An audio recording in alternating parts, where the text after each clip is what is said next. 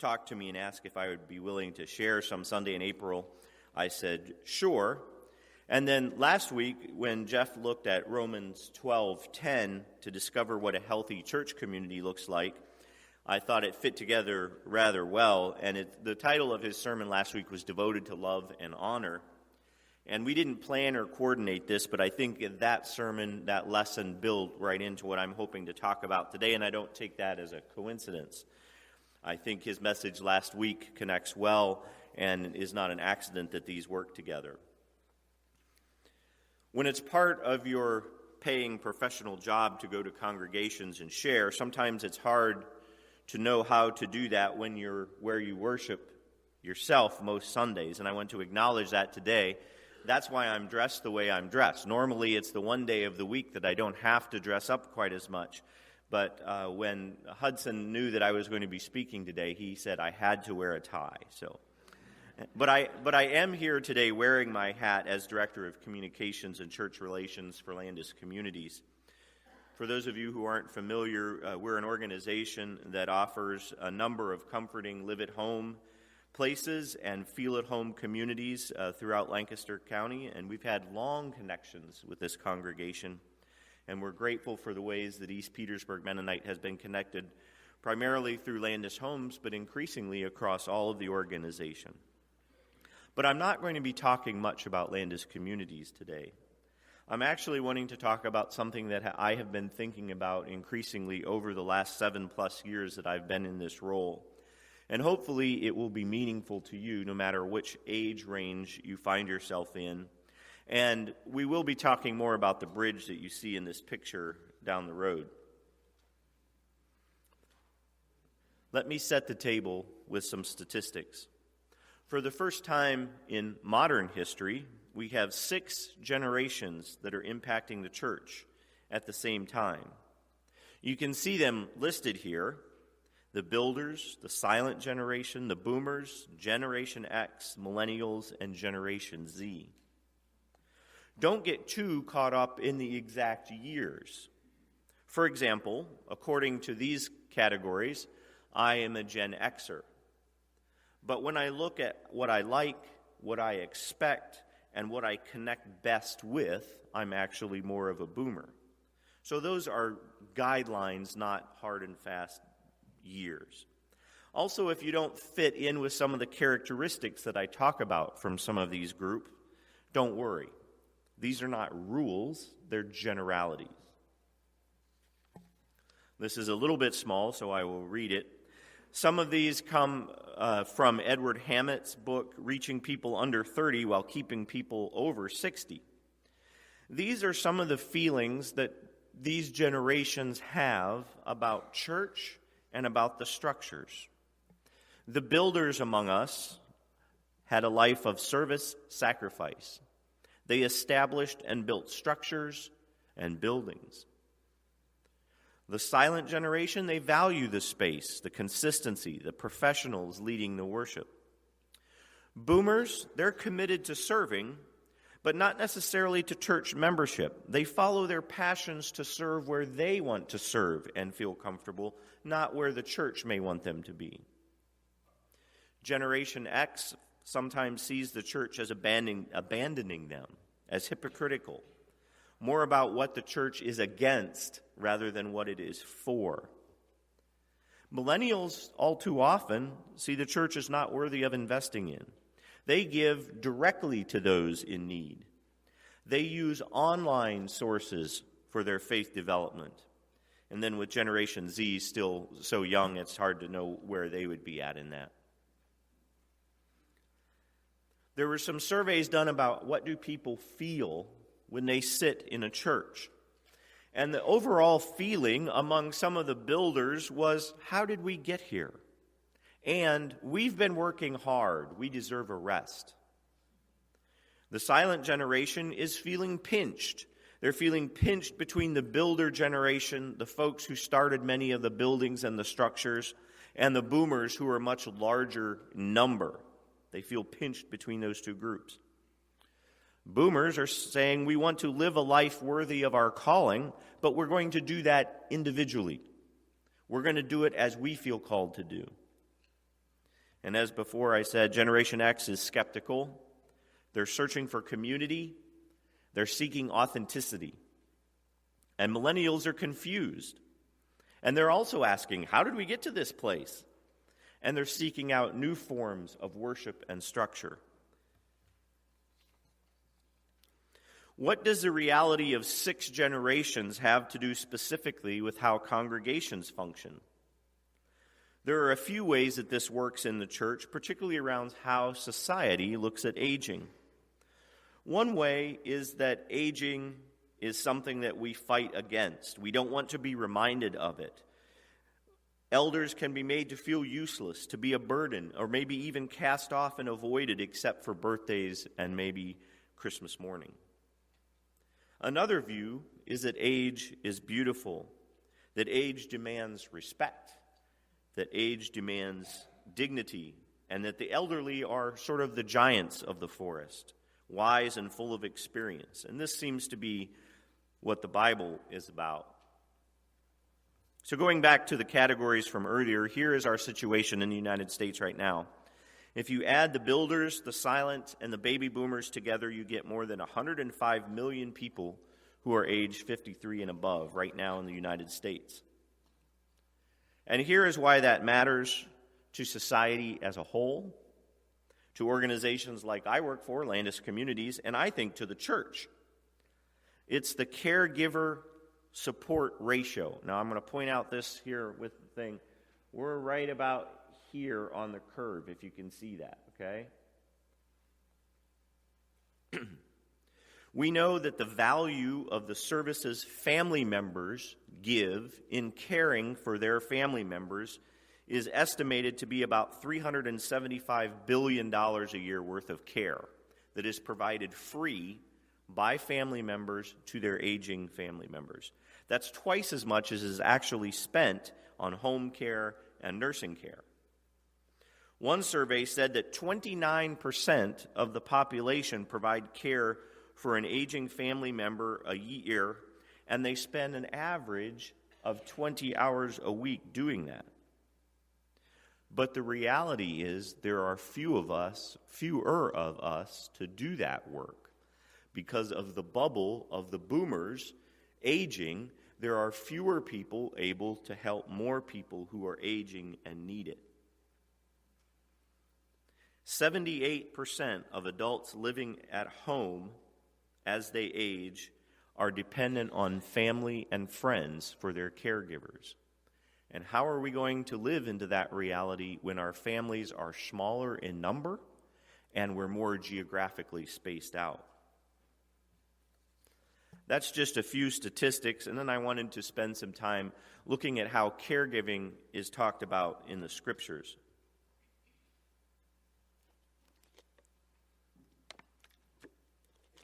The first is the story of Ruth. After Naomi's sons and husband die in Moab, she releases her daughters-in-law to go back to their families. But Ruth, the Bible says, clings to Naomi and refuses to leave her. Her decision to go with Naomi was a great sacrifice. Rather than go home and remarry and gain some security, Ruth leaves her homeland and goes to Israel as a widow, which is the lowest member of that society. It was an act of great courage on her part, as well as a loving sacrifice to care for the needs of Naomi while her own future was anything but secure.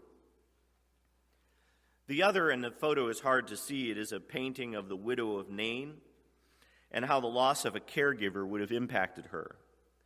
Jesus was traveling around Galilee with his disciples, teaching and working miracles. This is found in Luke chapter 6, verses 10 and following.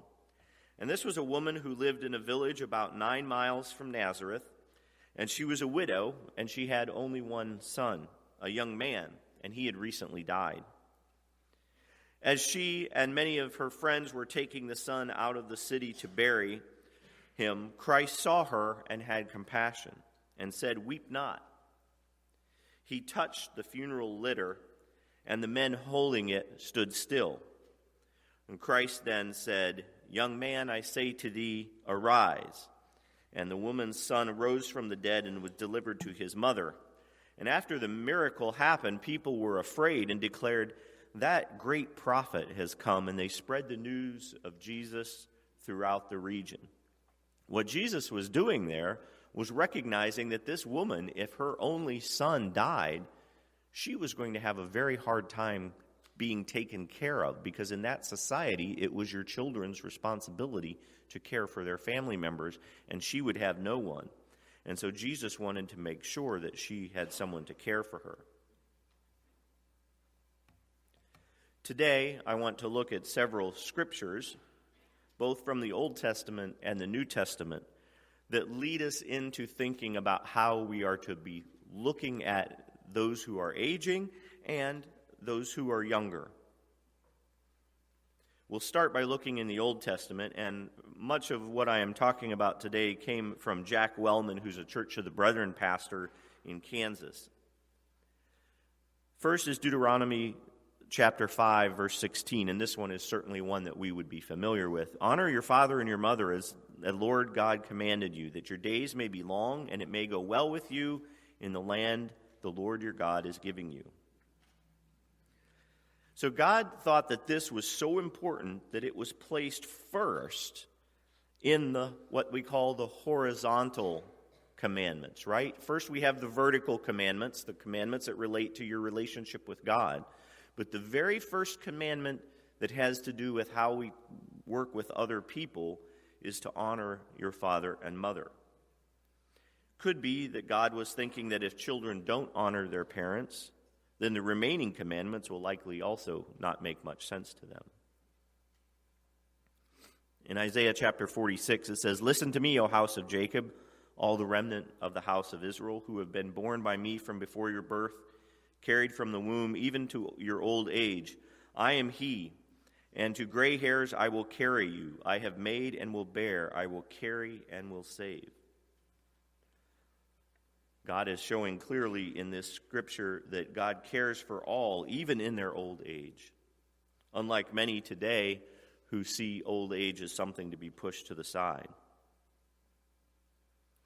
Here's one from Proverbs. "Listen to your father who gave you life, and do not despise your mother when she is old." You know, there were many times when I was younger when I wasn't sure my mother and my father had wisdom. I was pretty sure that I knew more than they did. But this is a reminder again that the importance of listening to the father who gave you life and not despising your mother when she is old. There are some New Testament examples as well. Mark chapter 7, verses 9 to 13. "And he said to them, 'You have a fine way of rejecting the commandment of God in order to establish your tradition.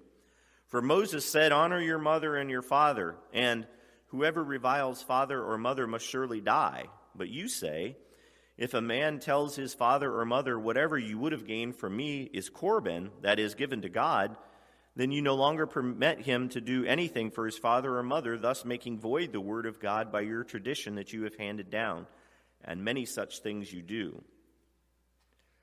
This might be the sternest rebuke that Jesus ever gave the Pharisees, because he is telling the Pharisees that they have neglected to provide for their parents and thus broken the fifth commandment. So what they were doing was they were claiming to have set aside all of this money for God so that they would look holy, but were not using that very same money to care for their parents, and then their parents had nothing to live on. They're making an excuse, allowing them to neglect their parents. In John chapter 19, 25 to 27, "But standing by the cross of Jesus were his mother and his mother's sister Mary, the wife of Clopas, and Mary Magdalene. When Jesus saw his mother and the disciple whom he loved standing nearby, he said to his mother, 'Woman, behold your son.' And then he said to the disciple, 'Behold your mother.' And from that hour, the disciple took her into his own home." Jesus is so considerate of his mother that even while he's on the cross, being crucified, he wants to make sure that his mother is taken care of. And so he places the responsibility for caring for his mother to the Apostle John. John obeyed Jesus' command, and from that hour, the disciple took her into his own home.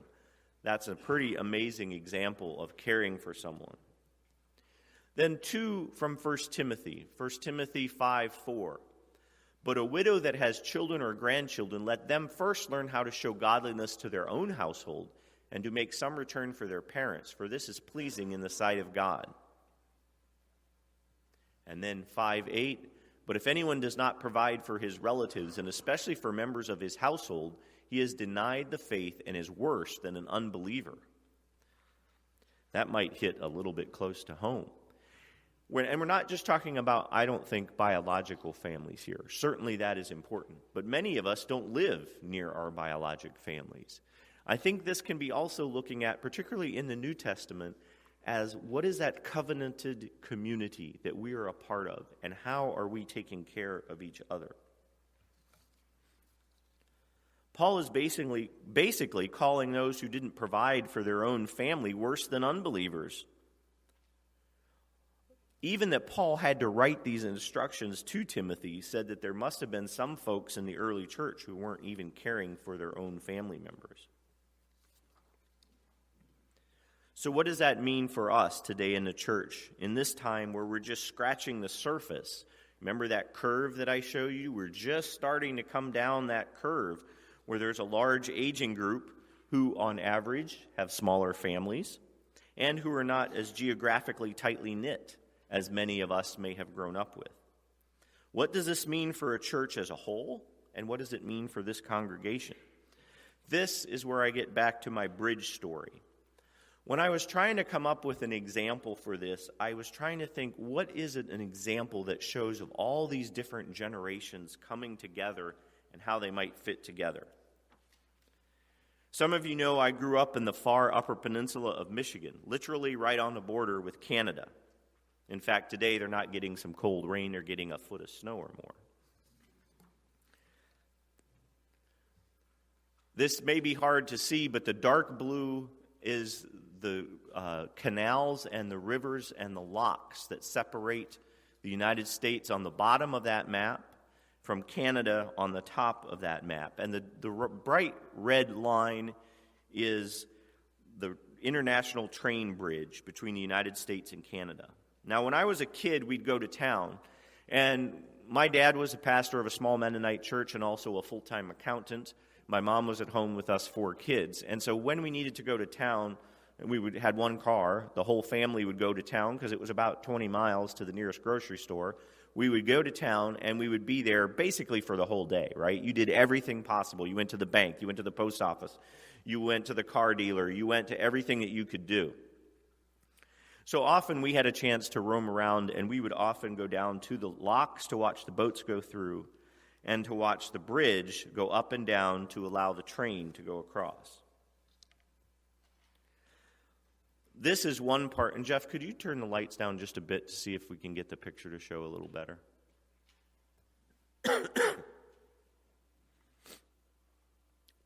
This is a vertical lift span bridge built in 1960.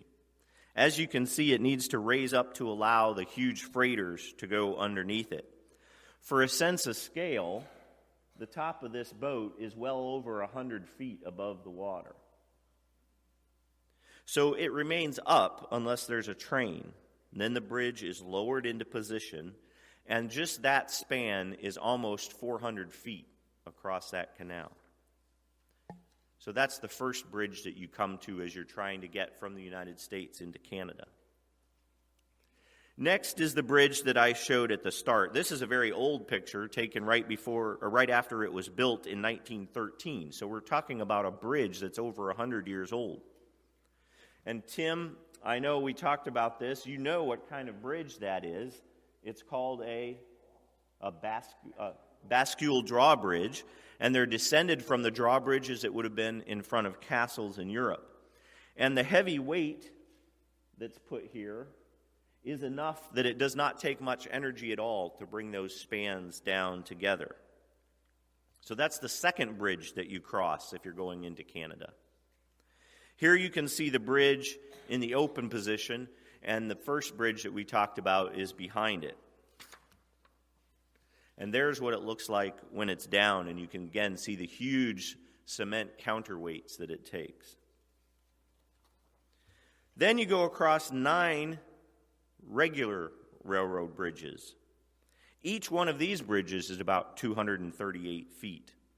And they were built right after the end of the American Civil War. So these bridges are also way more than 100 years old. Then you come to this bridge. This was built in 1895. And this is what's called a through-truss swing span. It sits in the middle of the canal. And when the train is going to come, someone goes up into that little white house and turns on the motors, and the motors swing the bridge out, and it crosses the river. So here's the challenge to the church and to East Petersburg. How do we act like this bridge and move each part in different ways to line up to create a straight train track? That was something that was always interesting to me as a kid. They didn't build 6 bridges that were all the same. Each of those bridges did something different. One went up and down, one came from the side, one turned, some were solid. But when you got done and all of them came together, you see a straight train track. Each of our generations move, think, and feel differently. And I noticed that these train track designers didn't expect every bridge to act the same way, but they are designed to link together seamlessly. And I think that's instructive to us as a congregation and to a wider church.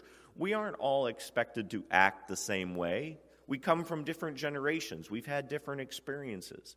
But how can we link together? How can we work at creating a similar track on which the train, in this metaphor, the church, can run through all the age groups? I'd like to challenge you to think about several things. On the back of the bulletin, if you want to, there are some fill-in-the-blanks, and you can follow along with that.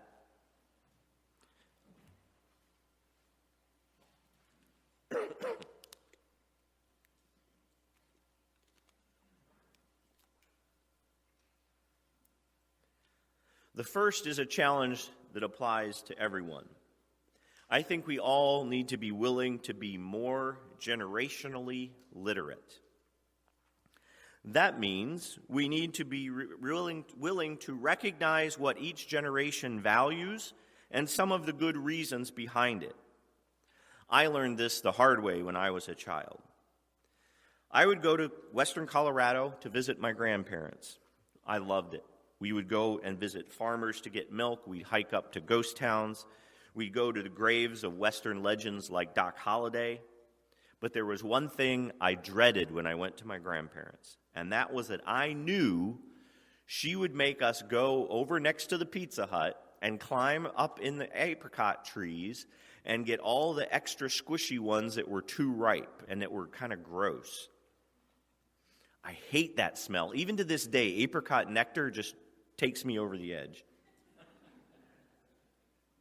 It was embarrassing to me as a 12, 13-year-old kid to have to be out there picking up these half-rotten fruits and putting them in a basket and bringing them back to my grandmother. There was a grocery store right down the street that had perfect apricots. Why were we doing this?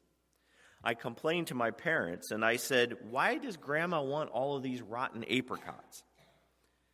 My dad then, for one of the first times in my memory, told me about how hard his mother had had things in the Dust Bowl years of eastern Colorado.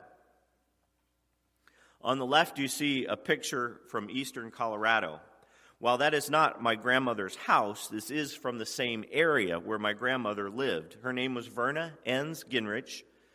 She was born in 1910 as the child of a first-generation immigrant from what is now Ukraine.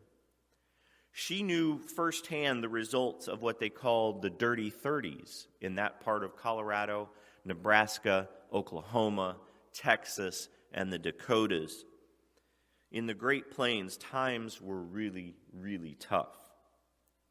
They learned to make something out of just about everything. And those half-rotten apricots that I thought were a waste were something she could turn into apricot nectar that was nutritious and it was no cost. And that was something that she had carried with her. Once I understood that this was part of her makeup, I was able to do that task a little bit more cheerfully. I understood her context. I had become a little bit more generationally literate. So that's my first challenge, is become more generationally literate. The second is we need to be able to honor each generation's contributions and gifts. I would point out here in this congregation, there are several of the folks who have experienced more of life than I have, let's say it that way, who chose to serve their country by working in mental hospitals and other places, often at great cost to their budding careers and with financial setbacks rather than choosing to fight and kill. We should be honoring that choice, and we should be listening to their stories. They will not be with us forever. Another way, we need to be asking questions. And this goes to everyone. Be willing to ask someone from another generation, why do you do that? You know, I didn't ask my grandmother, why do you want me to go get those apricots? I went to my dad. It would have been much better if I had gone to my grandmother and just said, Grandma, why do we have to go pick these half-rotten apricots? And so I think it would be good if we could learn to ask questions and recognize that asking questions doesn't mean that we will get an answer necessarily that we understand, but at least that act of asking questions will help. Now, this one I'm aiming specifically at the folks who are aging here. You need to be willing to ask for help. Many of us in the congregation would be happy to give assistance, but we don't know what you need. And I can't stress this enough. It is not a sign of weakness to ask for help. As Jeff said last week, we're a part of a covenanted community. We're called to help each other. We can help, but only if we know. Now, I wanted to tell a story. It's not about this congregation, so don't try to figure out who it is. But I was speaking in another congregation, and they are also a congregation that participates with the Love Inc. program. And they had a person from that the pastor told me this, that a person from their congregation had called Love Inc. asking for help. And what they said was, please don't send anybody from their own church. They wanted help, they needed help, but they didn't want anybody from their own church to be knowing that they needed that help. And I had to think, how often do we do that? When we need help, we don't look to the people around us. We don't look to the generations that might be able to help us, that are covenanted into part of this community. We look outside for those sources of help. Another challenge that I would give to you is break out of the mold of your generation. And that doesn't matter which generation you're a part of. Try some things to break out of the mold of your generation. Attend, if you haven't ever, a hymn sing. If you're under 40, I think you might experience the presence of God in some new and surprising ways in a hymn sing. If you're over 50, and that includes me, try attending a modern worship music concert. The same might be true. You may find God in some new and surprising ways in that. There's a band, a local band from around this area called August Burns Red, and one of their biggest fans, and these are young kids from the Lidditz area, one of their biggest fans is a 73-year-old guy from Wisconsin who goes to all of their concerts.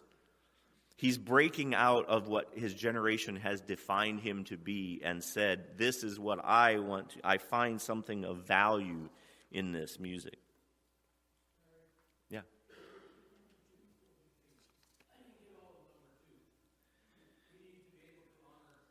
The contributions of each generation is in essence what I was saying.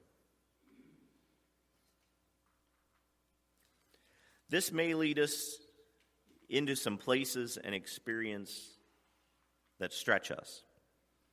Joseph Ria is a director of ministries in a church in Indianapolis, and he gives 3 things that we need to do as we look to connect across the age groups and be the church together. 1, we need to be willing to push through discomfort. Cultivating friendships across the generations is going to lead us into uncomfortable situations. There's going to be jokes that fall flat because one person's experiences don't make sense to the other person.